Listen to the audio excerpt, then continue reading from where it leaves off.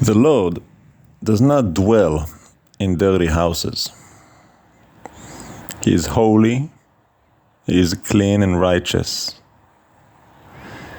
And He is not going to move in until that place is clean. It's really quite simple. Now, it's kind of a catch-22, isn't it? Because how are you ever going to get clean unless He moves in and cleans you up?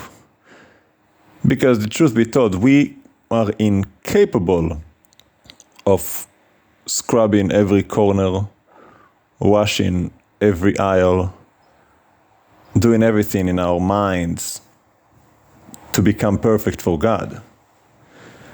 See, you can do all kind of good works, and you should, but no matter how many good works you do, your mind is still dirty. And it's mostly dirty because, well, you live in a fallen world and you're surrounded by people, and people are dirty. They don't think right. They don't speak right. They don't act right. And anything that you see and hear gets imprinted in your mind, whether you consciously are aware of it or not. You may forget about something that happened to you 50 years ago, but one night you go to sleep and then you dream about it. And you go, where did that come from? Well, it's all written in your mind. All to show you that no matter how hard you work at it, you're not going to be able to purge your mind and be completely pure. And you might not think it's needed, but the Lord is a consuming fire. And He does not do 1% impure. It's all or nothing with Him. So that's why in His great benevolence, He gave His life to atone for us. Atonement means covering. We are covered by His blood. It covers us. So that through this covering, it's kind of like you hide the mess so that the king would come in for a moment and not see all of that filth in your head. So He sends His advocate, the Spirit, the Holy Spirit, ahead of Him. It is the Spirit that goes ahead of the king to prepare a place for the king. The Holy Spirit comes to those who are faithfully devout, not perfect, because you cannot be, but as long as you're devout to the perfection of your mind for God, you're devout to cleanliness and the daily renewing of your mind, the Spirit comes to help you. Daily, continually, over time. Little by little, one clutter after another. Cleaning up your thoughts, teaching you how to think proper. Now, it's not gonna get to perfection on this side of life because you're way too dirty. And truth be told, it's not just you. It's the world you live in. It's the environment. Like I said, you're not gonna get clean because, well, how clean can a pig get when he is still living in a pit of mud? You can clean yourself all you want, but sooner or later, you're gonna see something, you're gonna hear something, and there you go. Now it's in your mind again.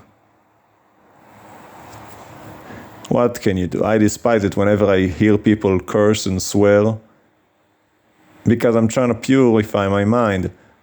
When I see prostitutes on the street, I despise it.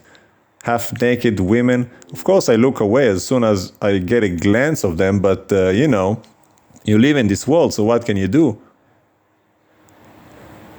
I'll tell you what you can do. You can do what you can do through the Spirit of God that's in you if you're a follower, if you are a devout believer. You're not going to get to perfection, but you can definitely make improvements over time. And take into consideration whatever sin you got going on in your mind, you've probably been doing it for decades until you came to the Lord. So it's probably going to take decades until you are healed of that sin in your mind.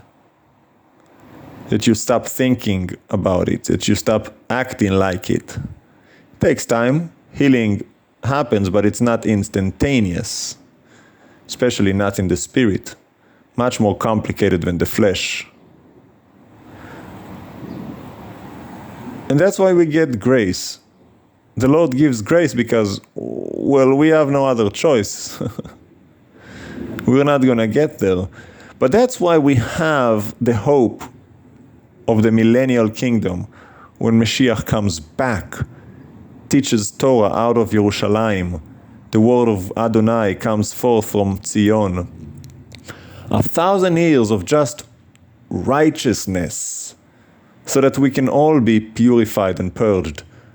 No more filth, no more nastiness, no more evil, no more violence, no more pornography, no more sexual immorality, no more drugs and alcohol, and all of the sins of man.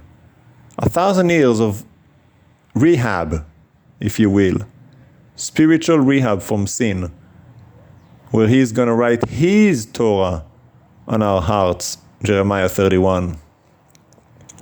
Yoel chapter 3. He's going to put his spirit over us to finish and perfect our minds and our hearts and our souls. He's the one that's going to do it, but you're the participant, you are the vehicle, so you have to be willing, you have to show up, and you have to do as you're told. And it starts now. Because why would the Lord clean you later if you're not even willing to do the little that He gives you to do now? That makes no sense. Well, I'm not going to do the little now, but I'll do the very much later. Doesn't work that way. Whatever you do with the little, you're probably going to do with a lot. So as much as you can, the daily renewal of your mind. Submit unto God, Adonai. Let the Spirit lead you. Trust in the Lord and lean not on your own understanding.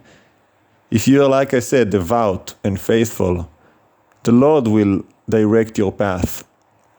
And if you listen to Him and do what He says, He's going to gradually renew your mind and heal you so that you don't think so vile anymore. You're not so filthy anymore. You're not even hungry and thirsty for sin anymore. The thing you used to go crazy for, the thing you used to commit crimes for. You know what addicts do? They would rob a man, they would kill a man just to get another dose. Some are worse off than others. But if you truly surrender your life to your Maker, and you are serious, and you are wholeheartedly His, He'll get you there. Just endure. Just go on. Continue. Walk. The race is not given to the fastest or the strongest, but to the one who endures till the end. Even if you improve by 0.001% a day, it's going to accumulate over time. And within 10, 20, 40 years, you'll be a completely different man. And that's the point. And that's how you know it works, because it does. If you are faithful and devout, if you are the real deal.